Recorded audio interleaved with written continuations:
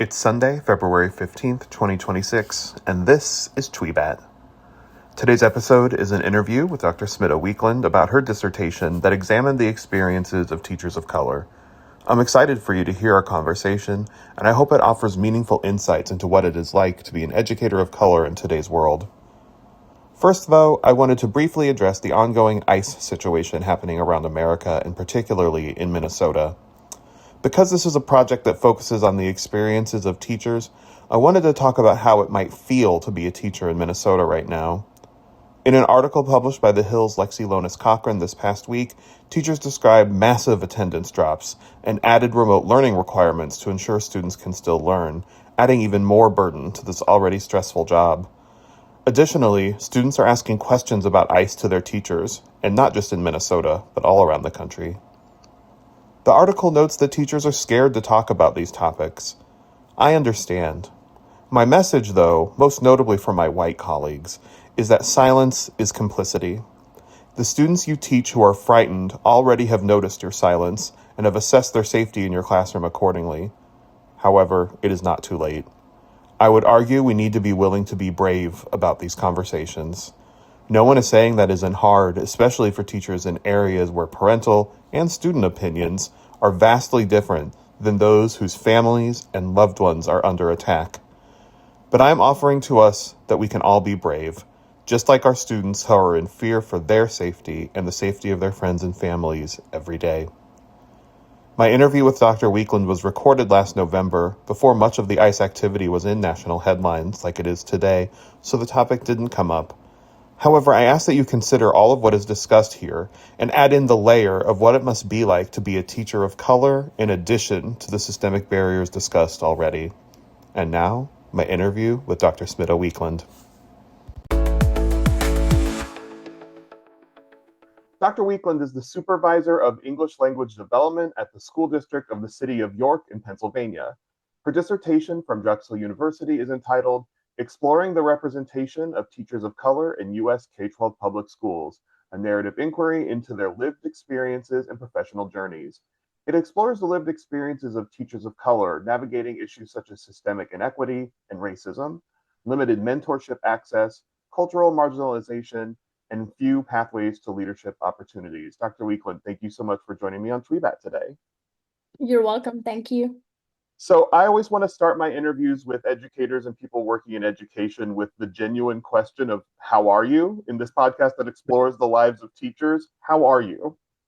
I am well. I am well at this point. There's a lot going on. And Thanksgiving is coming up, and I've always felt as an educator, the time between Thanksgiving and Christmas goes by so fast, but it feels like it is not going by fast because there are so many things happening. So we are preparing for that, and I am good. I'm good. I'm glad to hear that. And indeed, those weeks go by in a heartbeat. Yes. Okay, so starting with thinking about your dissertation, can you talk a little bit about what drew you into this line of inquiry? Sure. So, as you can see, I am actually a person of color. I am a child of immigrants, came here when I was 17 years of age, almost 17 years old in high school, and English is my fifth acquired language, fifth learned language. So, education is very near and dear to my heart. I was a very good student in India, but I did not know English well. I did not speak English. It was not one of those things that you acquire really quickly there. But coming to United States, my whole perspective on education changed because I absolutely did not like school. Add that with being only spending the last year, full last year of school in US, it was difficult because it's two different cultures, two different world. And ever since then, I didn't want anything to do with education. I say I'm a teacher by accident. And that's really what happened. And I have found in my work, this is my 14th year in education, I have found that it is such a rewarding field, but it takes away from people who serve in this field.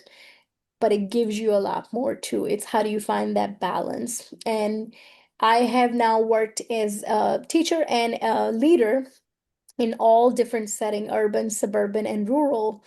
So I've had that experience, and I always have wondered, why don't we have more teachers of color?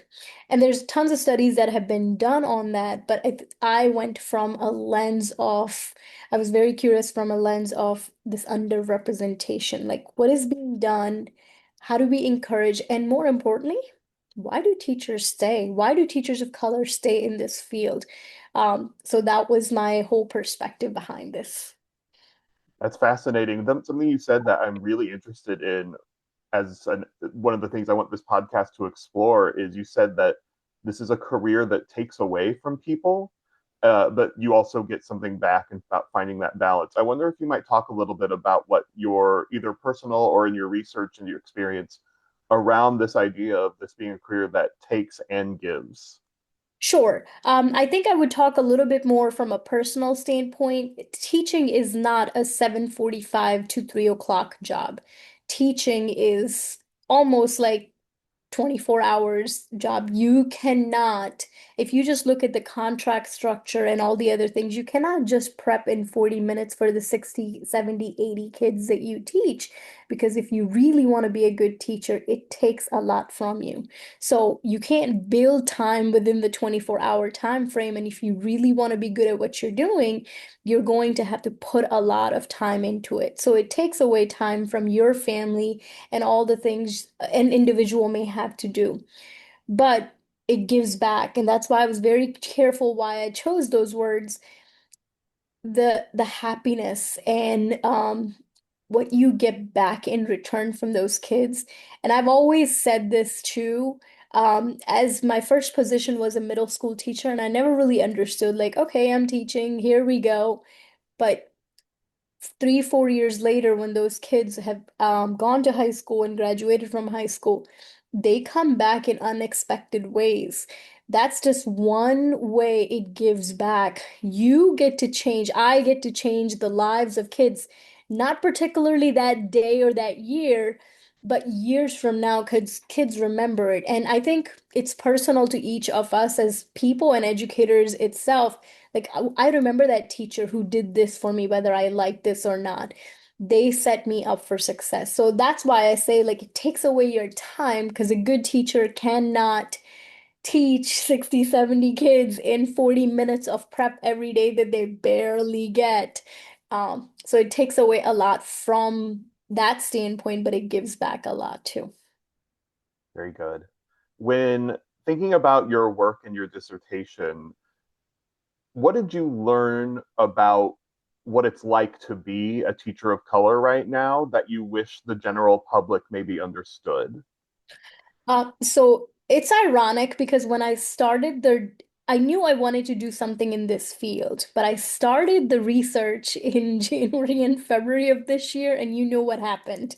The culture and the climate changed in our society from political standpoint, and also that impacted education as a whole and teachers of color. So I feel like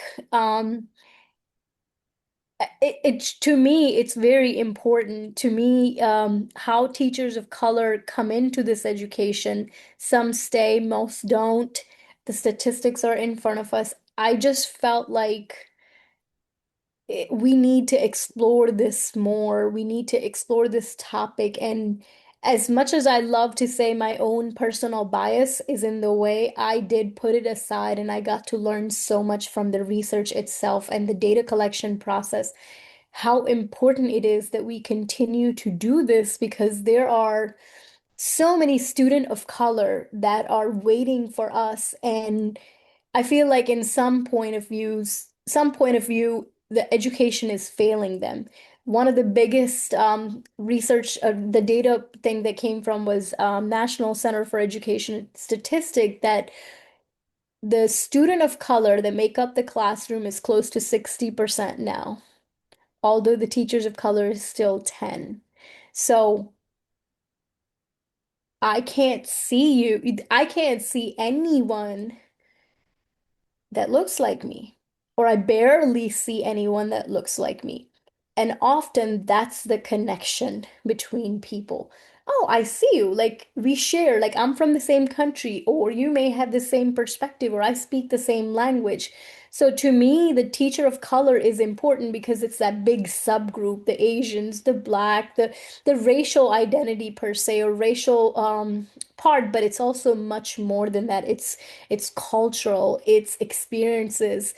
Um, why do we see a lot of African American teacher in a urban setting? They could be in suburban setting, but why don't we see that? So things like that is what drew me to this. And in my own experiences, the 14 years that I have either taught or I have been administrator, it's equally half and half. Very rarely, there was a setting that um, I was a school administrator at. I was the only person of color in the entire school district. And that is isolation. That is isolation as its best. And it's made known. And I actually found that in the research itself, in the data collection process, how many participants shared that perspective, that isolation. Like, I thought it was just me, but it's real, it's there. So, what can we do to help that subpopulation be seen? So, yeah. Something you said that I think is really interesting is the idea that for students of color, they look at their educators and they don't see themselves reflected. I wonder if, as you described as an administrator being a person of color and you didn't see anyone represented for you, did your participants find something similar when they sort of looked up at the level above them? I mean, you talked a lot about like minimal pathways to leadership opportunities. I wonder what the experiences of your participants were like around that. So I had like sort of half and half if I can quantify that. So I had some participants that teaching was a thing for them because somebody in their past, like I remember discreetly one of the participants says, I've had a black teacher since I was in kindergarten. That person impacted my life, so that's all I saw. I also had participants that say, well, that principal comes to my room only when there's a discipline problem and they're like, go take care of this. Or that colleague comes to my room and says, well, you don't really know a lot about science, but just because you are black or brown, you can take that kid. So those identities were formed in a sense that I am good enough to support you when there's a discipline related problem. When there's, I remember one of the points that I pulled out was they wanted to check the box of diversity. Like a principal wanted to check the box of diversity. So they're like, oh, you're gonna do a diversity council or diversity day, but that's pretty much it. There was one on Black History Day. So I think a lot of times the educational system administrators tend to go in that world. And the question that I think you ask is how do they look up to be into the that pipeline of leadership? Very rarely we find leaders that look like us. Similarly, what educators too, but I think there's more educators than there are leaders. And I remember again discreetly in one of the one of the interview session, a participant had said that when you have a white principal, you're trying to think, what do they need me for? Culture or academic? But when you have a black principal or brown principal, are they what is it that they need me for? Are they going to put me as like, am I going to get that seat on the table? Am I going to have my voice heard? And I found that whole thing very um unique because I felt that a lot of opportunities were given to me, and I tend to do the same in my own leadership style. But does everybody take advantage of those opportunities? I don't know if that makes sense, but okay, I'm gonna give you these 10 opportunities, whether I am a white administrator or a black or a brown, but as the receiver, are you going to take advantage of that? So that was a point that I really wanted to look a little more. And then there was, I think one of the consideration that I wrote was also gender equality too. Like, do more females of color or versus males of color? Like, I just really wanted to look at that because that was the other thing that came about. In Yeah. your data, did you find disparities between race and gender? Very few. Um, my participants were across the United States from all walks of life. It was really hard to find them due to the culture, due to the climate and culture that had happened. But I did find some spaces that could be explored about gender and race. Yeah. You mentioned isolation as something that you've maybe even felt yourself or that your participants have felt. What did that feel like on a day-to-day basis for again either you or your participants? Okay, so I'll speak from my standpoint, my personal standpoint. I think isolation is very real. Unless you work in an environment, and then school system has a lot more to do it too. That was another thing that was in the research that, and the school environment has a lot to do with it. Um, I found that isolation for me in more of the leadership spaces than I had in teaching spaces. So I happened to teach my initial teaching positions were at urban school, and it was wonderful. But I had colleagues that looked like me. I had a few colleagues that were like, "Oh my gosh, like you are for real," like things like that. Versus some would say, "Well, you're just, who did you know to get here?" Like those were the things that were said to me both as a teacher and as an administrator. Like, "Well, who did you know to get here?" It had nothing to do with my academic credential that I earned it fair and square, nothing to do with it. So that's how I felt as I like it was never sort of good enough. But the participants in the research felt something similar to that, but from their own walks of life. So I had a participant who shared they were they were from another country. So their English was not that good because they spoke with an accent. So it was always like a second class citizen. And it was not just by the administrator in the building, but also the peers in the building. The work was not valued. The person became an interpreter for everybody during every meeting, so the participant couldn't really teach. So it felt like, well, I have this superpower of language, yet I'm isolated because no one else speak that way. When someone needs me, I'm good. But when you need to have a cultural event or you're making decisions in reference to culture, diversity, or unity, I either show up, I'm being asked to show up as a check on the box so I can show like I'm there or people can show I'm there, but my voice has no value. So it felt really isolated. There was one other field that I felt that a lot of participant had shared, and I remember like I don't remember exactly how it was, but it said that in some of the interviews it showed up, a couple of the interviews it showed up that sometimes the school district, the programs that they did, the initiatives that they ran, had a lot to do with how I felt. Um, that was very powerful for me because they were like, well, what if like all the African American male teachers meet together? What if all the Hispanic male teachers meet together?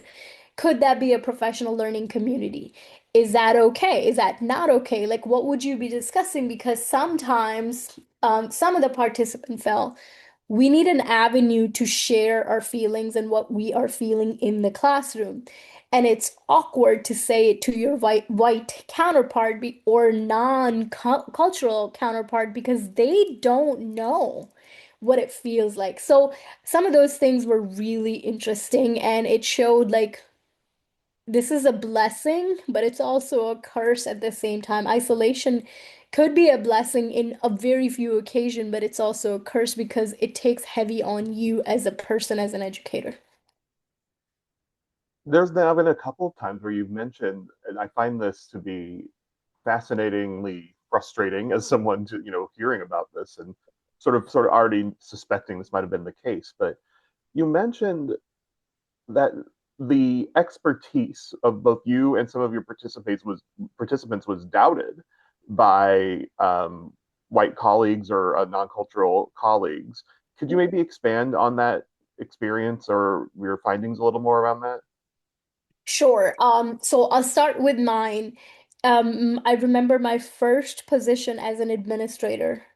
You would think that someone who has taught in an urban setting all their lives and then they go to administrative position and it's at a school district that's very like rural, sort of out, like not normal, but much smaller, very conservative in a sense, although I did not know it at that time. But my first meeting with the group of administrator, the very first administrator who was seen as almost like a pillar of the community, said to me, "Well, you're not going to last long here anyway, and who did you know to get here?"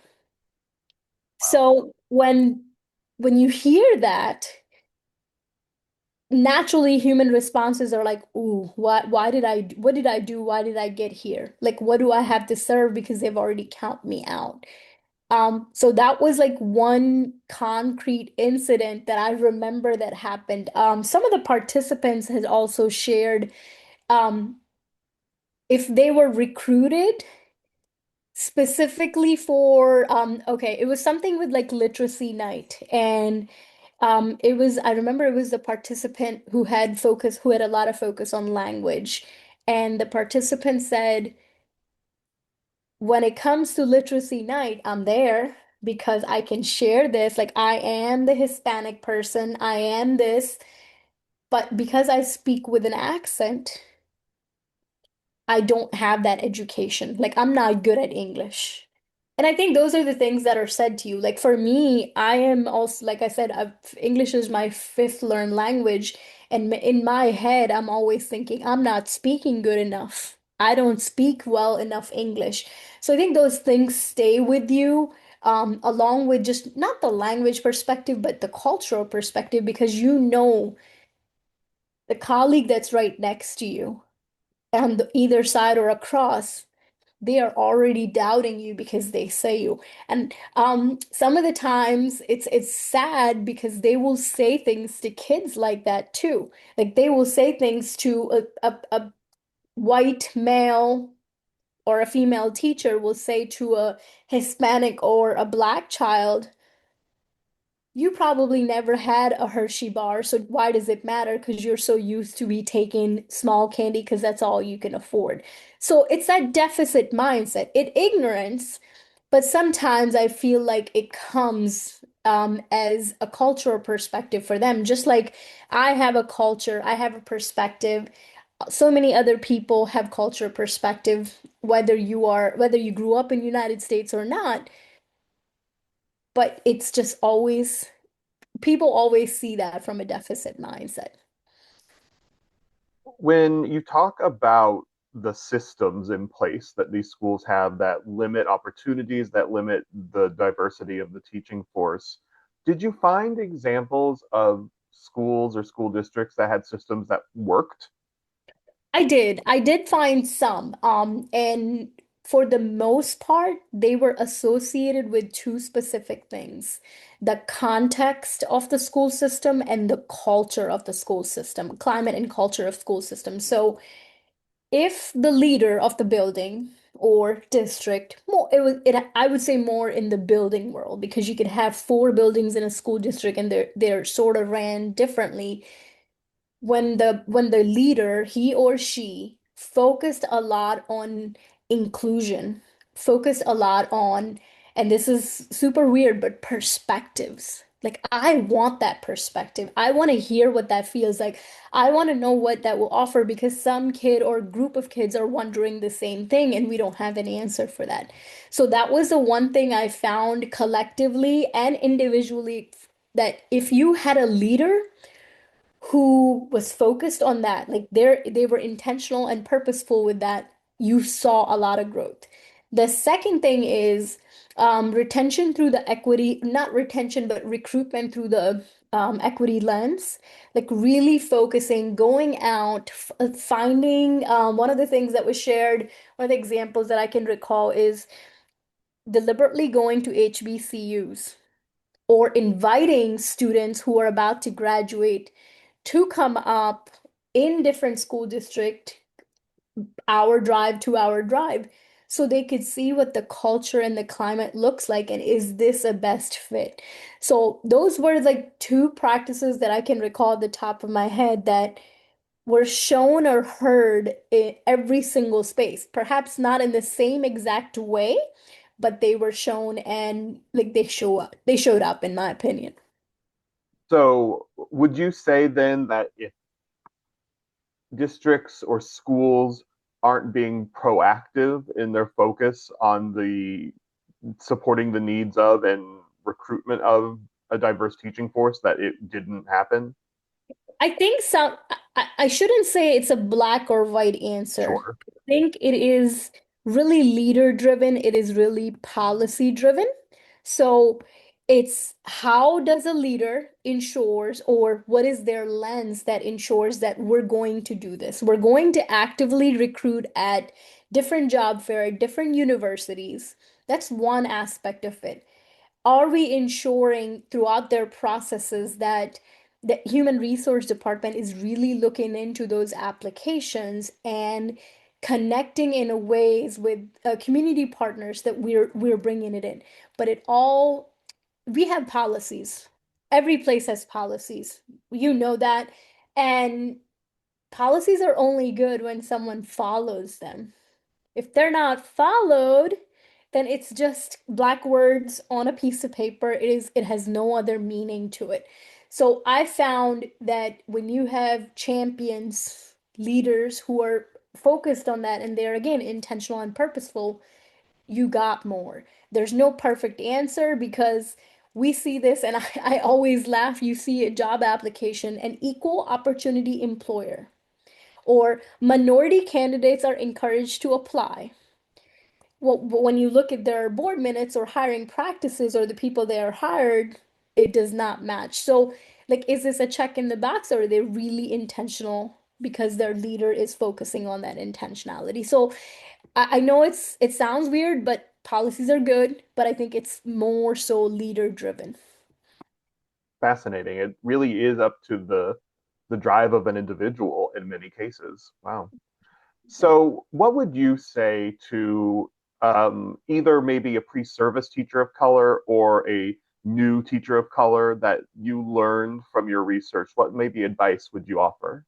I think if I were to talk to pre-service teacher or a teacher of color, is the community that you want to go to. Because I know, like, I feel like at that time when you're graduating, you're seeking to just get an employment.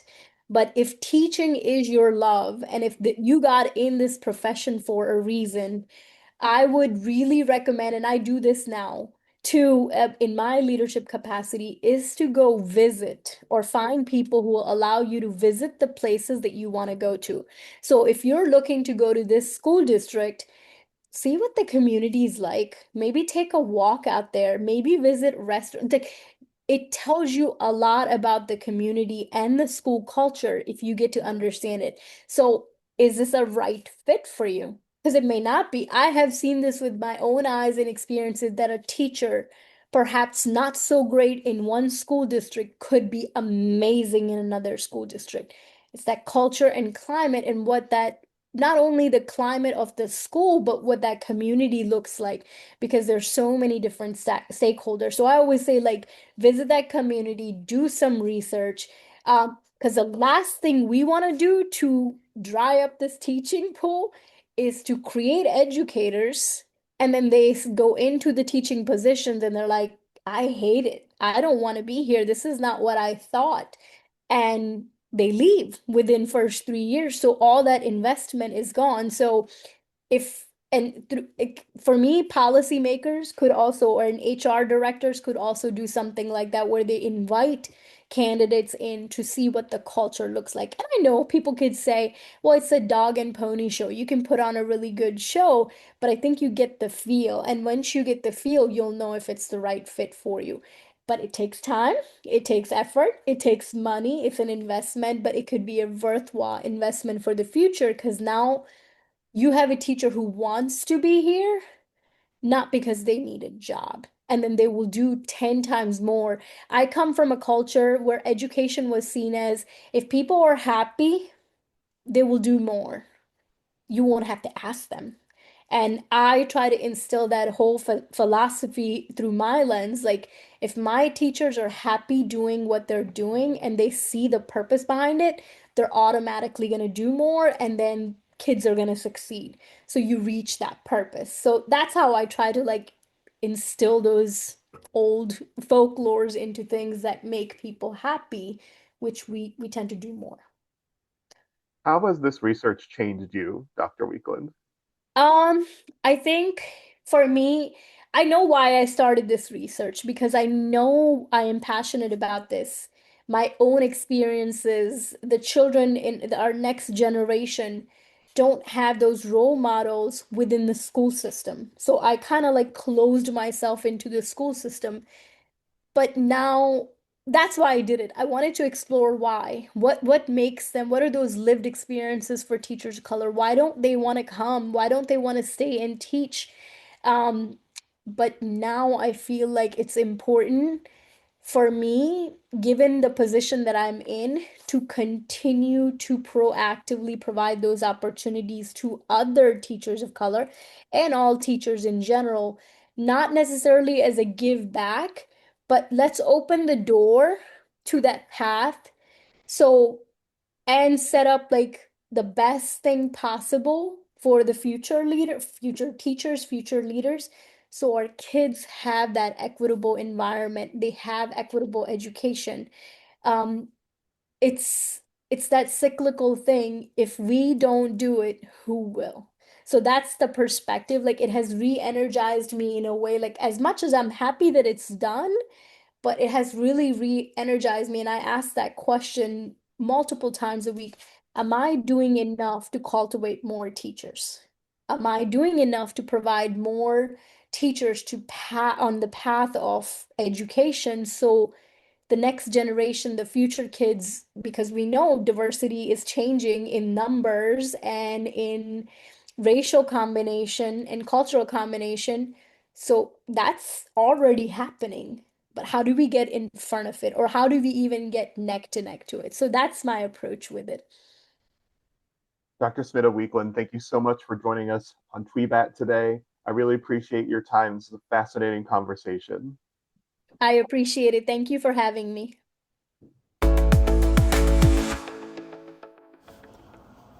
Thank you again to Dr. Weakland for joining us.